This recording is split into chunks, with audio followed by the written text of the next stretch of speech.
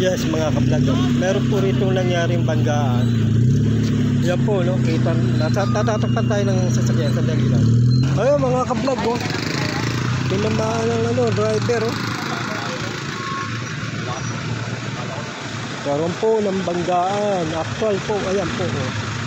Dito po yan nangyari sa ano tawag dito, bypass na to, no? Bypass Verde Heights, banggaan po mga kablog. Yun o, kitang kita.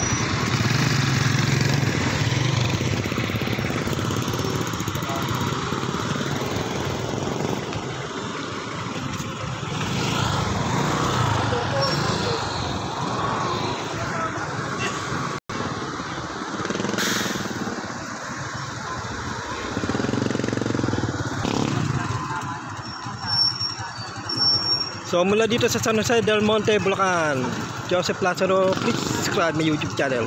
Magandang umaga.